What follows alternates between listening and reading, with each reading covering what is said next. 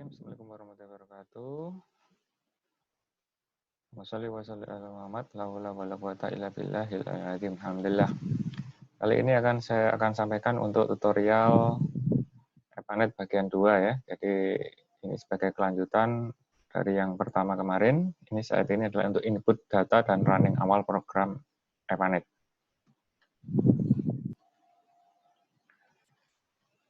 Jadi untuk input data yang perlu dilakukan adalah saya ulangi kembali ya. Jadi untuk backdrop map sebaiknya WMF ya, atau BMP, tapi WMF lebih baik karena hasilnya lebih baik. Kemudian input data yang diperlukan adalah node. Nah, node itu merupakan yang dimasukkan adalah debit rata-rata plus kebocoran. Jadi jangan sampai memasukkan jam puncak meskipun nantinya untuk di running harus bisa untuk jam puncak, tapi untuk disetting di EPANET nanti biar kita bisa fleksibel mengatur jam puncak ataupun nanti hari maksimum itu lebih mudah dengan demand multiplier ataupun dengan time series. Jadi time series itu tiap jam akan berbeda untuk pengalirannya. Itu lebih mudah. Kalau teman-teman mau masukkan jam puncak itu akan sulit. Kemudian setting pipa awal diameter kita setting besar ya, karena filosofinya adalah seperti yang ajaran dari Allah Subhanahu wa taala bahwa air itu akan mengalir dari atas ke bawah dengan gravitasi ataupun bebas. Di perencanaan ini kita setting awal dengan diameter besar supaya tidak ada halangan dari pipa untuk friksi. Jadi friksinya itu mendekati 0 untuk head loss-nya. Sehingga air itu bebas untuk mengalir kemanapun, lewat jalur manapun, memilih jalur kiri atau kanan, loop mana yang mau dilewati untuk menuju ke titik tertentu. Baru setelah semua mengalir dengan bebas, baru kita atur nanti diameternya kita sesuaikan ya. Biar ini air mengalir menurut elevasinya. Jadi tidak ada faktor dari head loss di pipa. Jadi kita usahakan seperti itu untuk awal. Nanti agar lebih mudah untuk menghitung ataupun men-setting diameter tidak berdasarkan asumsi, tetapi berdasarkan perhitungan. Sehingga kita melakukan sesuatu itu seharusnya bukan trial and error. Karena dalam kehidupan pun kita juga ada ilmu-ilmu yang harus kita dapatkan. Di EPANET pun juga seperti itu ya. Ilmu hidrolika kita terapkan di EPANET, sehingga nanti prosesnya lebih cepat. Kemudian reservoir juga harus di-setting ya, sesuai dengan elevasinya. Kemudian untuk node ada dua macam ya, jadi ada node percabangan dan ada node yang nilainya tetap atau fixed grid node ya. Node percabangan adalah ketika ada perubahan debit dan tekanan, itu yang node. Misalkan ada percabangan pipa atau pemasangan pompa. Sedangkan fixed grid node itu adalah reservoir ataupun tangki. Tentu saja air akan keluar dari situ node-nya berdasarkan jaringannya. Jadi itu bisa dikatakan kalaupun reservoir itu debitnya kita kunci tetap juga bisa, tapi kalau reservoir kita bebaskan menurut kebutuhan dari jaringan juga bisa. Jadi itu maksudnya adalah fixed node ada dua macam. Ingat ya. Kemudian ini yang perlu kita siapkan adalah data kekasaran pipa ya. Jadi bisa pipa, kalau di SPAM bisa PVC ataupun HDPE, walaupun sekarang lebih banyak HDPE. Kemudian yang perlu diingat adalah kita mau men-setting pipa itu pipa baru atau pipa yang sudah lama terpakai. Seperti itu ya. Misalkan adalah PVC ya. PVC kalau baru itu 140. Kalau dari data ini ya, ini data yang paling banyak diatur ya, ataupun disampaikan di internet ya. Kemudian kalau PE juga sama 140 ya. Walaupun kalau PE itu bisanya beda juga. Kemudian kalau pipa yang sudah banyak beroperasi bisa 120, bisa 110 ya, turun. Makanya head loss-nya bisa berbeda juga ya, karena kekasaran dari pipanya ya. Semakin kecil, tentu saja head loss akan semakin besar ya. Kalau pipa lama mungkin sudah terjadi crown corrosion atau terjadi korosi juga, sehingga kekasarannya juga lama-lama berkurang, sehingga head loss-nya tambah lama tambah besar. Gitu ya. Baik, selanjutnya langsung saya buka EPANET salah satu mahasiswa ya. Terima kasih Mbak Asara. Jadi mohon maaf, kemarin di contoh tutorial memang diameternya saya asumsikan biasanya diameter yang digunakan di perpipaan. Tapi kalau di desain EPANET sesungguhnya, seperti yang saya sampaikan tadi adalah pipanya diusahakan adalah pipanya besar ya. Jadi untuk defaultnya untuk diameternya ini sebaiknya disetting besar ya, 400. Seperti itu ya. 4.000 kok, 400 cm ya, 4.000 mili. Itu untuk memudahkan kita dalam perhitungan pipanya. Seperti itu. Jadi nanti ini data sudah dimasukkan oleh Mbak Asara ya. Untuk datanya sudah dimasukkan, node-nya sudah ada elevasinya, ada base demand-nya ya. Seperti itu. Ini sedikit trik dari saya ya, ataupun dari EPANET-nya ya. Untuk memasukkan data, itu memasukkan datanya yang sama dulu. Elevasinya semua, nanti base demand-nya semua. Supaya apa? Karena ini bukan Windows saja. Jadi EPANET itu tidak 100% Windows. Jadi tidak bisa di-back, kemudian sulit untuk di-setting ya. Jadi untuk memasukkan lebih mudah, kita sama semua. Kalau elevasi semua. Kemudian cara inputnya adalah setelah di-input, kita klik page down atau page up. Nah, jadi kita tidak pegang-pegang mouse, nah, cepat kan? Jadi kita masukkan datanya dengan page down dan page up. Termasuk pipa ya, pipa. Ini kita settingnya page down, page up. Nah, kita naik turunkan ini. Nah, karena ini pipanya salah ya, saya rubah dulu ya, jadi 4.000. 4.000, kemudian kita page down, 4.000 lagi. Ya, seperti itu. Jadi biar cepat. Jadi kalau kita bolak-balik ngeklik ya terlalu lama. Kalau ini kan bisa semua 4.000 semua gitu ya. Seperti itu sehingga bisa lebih cepat pekerjaannya menggunakan page up, page down ya.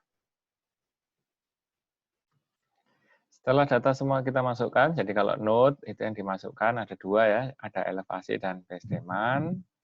Di sini sudah dimasukkan semua, ada yang 0, kalau 0 itu berarti ya tidak ada keluar ya, tidak ada debit tapping. Jadi itu hanya percabangan saja. Tapi kalau ada isinya, berarti itu base demand, dan base demand jangan lupa yang dimasukkan adalah debit rata-rata dulu. Nanti kalaupun mau di running jam puncak, mudah nanti demand multiplier diganti. Daripada nanti dihitung tidak sama dengan perhitungan, lebih baik di jam rata-rata dulu ya. Tapi rata-rata pas kebocoran ya. Kemudian untuk reservoir, head-nya saja. Head-nya itu elevasi reservoirnya. Itu ya, elevasi menurut kontur atau yang diberi sama kriteria dari PDAM-nya ataupun dari dosennya. Kemudian pipa. Nah, pipa itu yang dimasukkan panjang pipanya. Roughness harusnya sudah disetting di default. Kemudian diameter juga sementara ini untuk running yang pertama adalah dari default. Kita setting 4.000 atau 5.000. Ya, ini sudah diisi semua. Setelah diisi semua, tidak perlu nyeting pompa dulu. Ya, nanti biarkan dulu. Pompa dibiarkan, nanti supaya jaringannya bagus dulu, baru kita pasang pompa. Karena itu nanti jaringannya kacau. Kalau pipanya belum benar, kita pasang pompa, nanti aliran pipanya itu mengikuti pompa. Jadi diameternya nggak akan bisa ketemu-ketemu ya, karena runningnya sudah dipengaruhi oleh pompa. Kemudian setelah data dimasukkan, kemudian kita running. Kita running sukses. Ya, ini kebetulan memang reservoirnya head-nya cukup. Nah, kalau tidak sukses itu biasanya reservoirnya lebih rendah daripada di jaringan. Nah, ini karena memang di Surabaya saya setting di Karangpilang sama di Ngagel ya elevasinya lebih tinggi daripada daerah yang direncanakan, ya otomatis positif, jadi bisa sukses.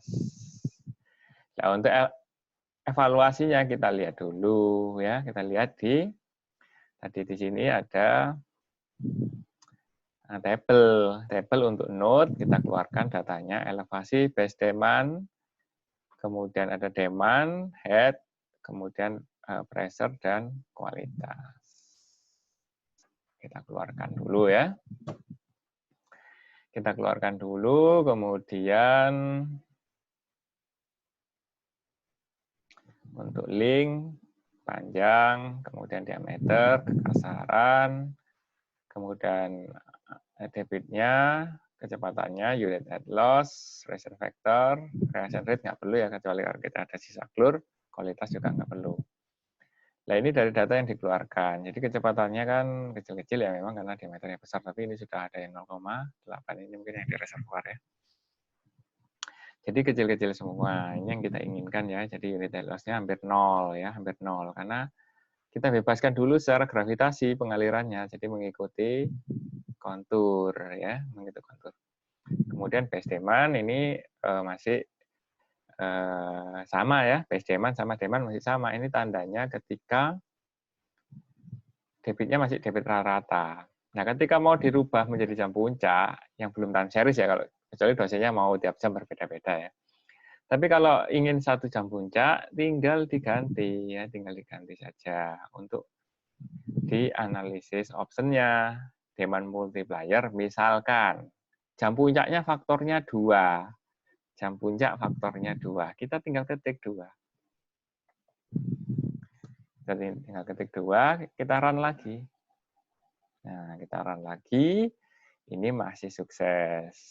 Tapi base demand 30, demandnya sudah 60 mengikuti jam puncak. Jadi pipa yang mengalir di sini itu sudah mengikuti jam puncak lah. Kecepatannya kan sudah mulai timbul ya, sudah mulai timbul. Kecepatannya sudah mulai besar ya, karena ini sudah jam puncak. Seperti itu ya. Kita kembalikan dulu. Kita kembalikan dulu ke jam rata-rata karena ya kita inginkan nantinya bisa di running jam puncak, bisa di running jam rata-rata ya, seperti itu. Kemudian kita running.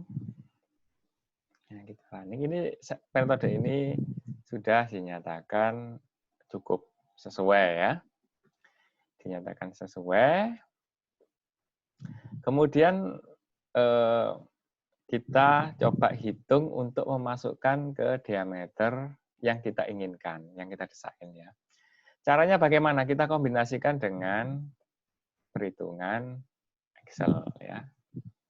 Dengan perhitungan Excel. Jadi semua data itu kita hitung pakai Excel biar tidak trial and error ya, karena kita engineer ya jangan trial and error terlalu sering. Jadi kita punya basic hidrolika, kita punya ayat-ayat dari Rasul Allah ya, jadi ada sungai-sungai yang mengalir baik di dunia maupun di surga ya. Sungai mengalir itu kalau di manusia ya pengetahuannya dari tempat yang tinggi ya, tempat yang lebih rendah. Kecuali kalau kita digempa baru bisa dikembalikan ya. Dengan prinsip itulah kita melakukan analisa di EPANET ya, kita alirkan sesuai dengan pengaliran yang bebas dulu. Seperti itulah data dari EPANET ya, dari data EPANET ini kita hitung ya, kita hitung dari data yang dikeluarkan oleh EPANET ya. Caranya bagaimana? Kita copy datanya seperti ini, kita copy ya, diklik bagian sini.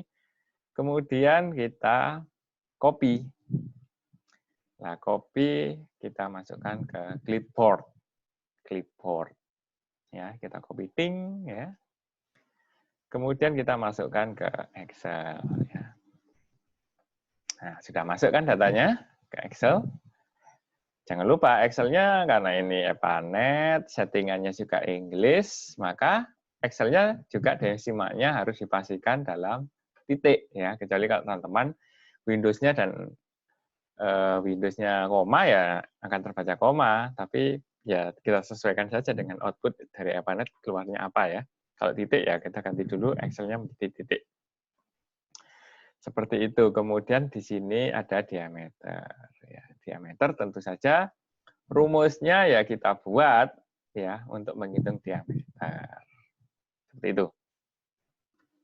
Dari running ini maka belum bisa ya ternyata ya. Saya sudah cek belum bisa dipakai. Karena mahasiswa saya ini Mbak Sarah menggunakan 2 reservoir. Hati-hati jika ada lebih dari 1 reservoir ya. Karena kondisinya reservoir ini saling mengisi. Jadi satunya mengisi, satunya justru menerima. Nah, ini tidak boleh. Itu makanya tugas itu sebaiknya 2 reservoir ya, agar mahasiswanya bisa belajar. Jadi bagaimana? Ini harus kita samakan dulu. Kita samakan dulu ya, untuk agar alirannya relatif sama antara reservoir 1 dan 2. Seperti itu, agar debitnya betul-betul bisa kita gunakan. Caranya ya tentu saja kita setting dulu, walaupun nanti ini, mohon maaf ya, ini nanti akan kita ganti dengan tangki ataupun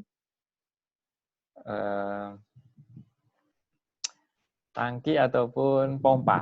Ya, kita ganti nanti. Nah, tapi sementara ini kita atur dulu supaya kita merubah jaringan pipanya biar mudah ya, seperti itu. Jadi di sini untuk di reservoir 1 dan 2 ya. Ini 1 negatif ya. Kemudian 1 positif. Seharusnya semuanya dua-duanya adalah negatif karena mengeluarkan air, kecuali kalau di tapping baru dia positif karena menerima air ya. Jadi ini elevasinya kita usahakan samakan dulu. Ya tentu saja harus kita catat ya. Kita catat R1 itu 13,3. Ini harus dicatat karena kita akan rubah ya.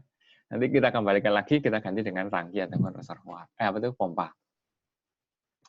Nah, kita usahakan sama dulu. Ya, kita running agar sama. Ya, kita running biar sama, jadi itu kita samakan dulu ya, tapi belum tentu sama persis itu akan menghasilkan debit yang sama ya. Jadi head-nya kita rubah menjadi 14,5 ya, 14,5 reservoir 1, kita running lagi. Kita running lagi, ini belum mau berubah ya, jadi panet itu harus dipancing-pancing. Lah, ini dia sudah mengeluarkan air, tapi masih belum sama ya. Masih belum sama, walaupun ini sudah 586, ini sudah 464. Ya, sudah mulai naik, tapi belum sama ya. Jadi kita usahakan kita samakan. Jadi setelah dicoba, akhirnya head untuk reservoir 1 ataupun elevasi reservoir 1 biar agak mirip ya. Itu sudah berubah menjadi elevasinya menjadi 45035. Nah, ini kan hampir mirip, nggak apa-apa wis. Kalau ingin mirip lagi silakan dicoba ya. Ini 520 debitnya ketika jam rata-rata, ini 530. Jadi hampir sudah mirip ya. Hanya 10 liter per detik selisih antara IPA 1 sama IPA 2. Nah, ini selisih ini untuk awal ya jam rata-rata. Dan ini untuk pipa yang masih bebas. Masih besar ya, nanti kan bisa berubah lagi kalau diameternya sesuai. Nah, ini ya sudah ada harus dipompa sebesar 1,2035. Ini headnya. Tapi ini dengan asumsi pipanya masih pipa besar dan bukan jam puncak. Ya, seperti itu. Kemudian kita ulangi lagi.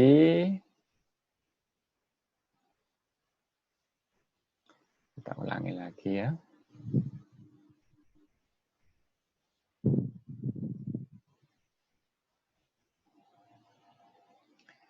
Kita copy.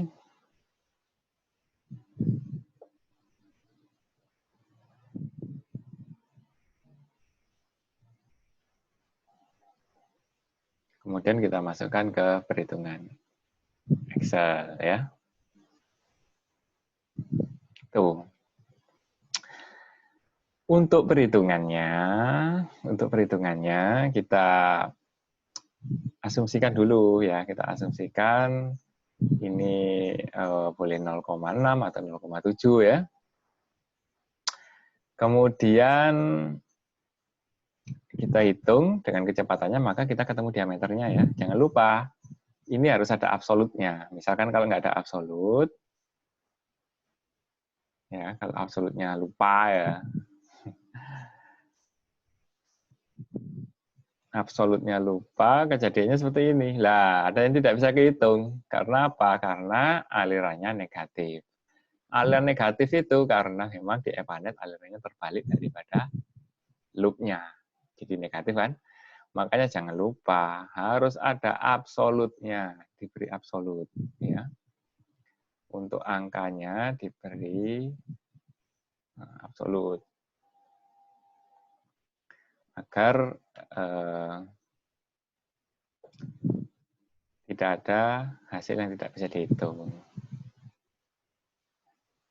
Nah, kemudian ini kan diameternya sudah ketemu semua ya, diameternya sudah ketemu, silahkan dicari, ini sudah disiapkan sama Mbak Asara ya, PN 10, pressure number 10, maksudnya 10 bar, tinggal kita ganti dengan diameter pipa sesuai yang diameter di pasaran. Tapi jangan lupa diameternya adalah pakai diameter dalam. Karena kita SNI, SNI adalah patokannya diameter luar, sedangkan pipa yang mengalir itu adalah diameter dalam. Jadi kita masukkan di Epanet yang diameter dalamnya. Seperti itu. Makanya nanti tidak bulat-bulat ya diameternya ya. Seperti itu. Nah, nanti kita masukkan ke sini diameter yang dipakai sesuai dengan diameter yang di pasaran ya. Untuk menentukan ya jangan hati-hati ya menentukannya, kalau bisa itu ya jangan diatur seenak sendiri, jangan terlalu jauh karena nanti ketika jam rata-rata kecepatannya terlalu rendah, ketika jam puncak kalau kita terlalu jauh juga kecepatannya unit helloss-nya akan besar. Baik, mungkin teman-teman konversi dulu untuk di diameter pasaran, kemudian tentu saja diameter di Epanet bisa kita ganti menurut dari perhitungan Excel yang kita dapatkan. Baik, seperti itu. Nantikan tutorial yang ketiga, ketika ada masalah jaringan, maka akan saya buatkan video untuk penyelesaiannya. Jadi teman-teman buat dulu sesuai dengan instruksi yang di sini, kemudian sampai diameter dalam yang dari perhitungan Excel dimasukkan ke Epanet, baru di running, baru nanti kita ada tutorial yang ketiga. Baik, mungkin itu saja. Terima kasih. Wassalamualaikum warahmatullahi wabarakatuh. Saya akhiri, semoga menjadi bermanfaat. Barakallahu fikum.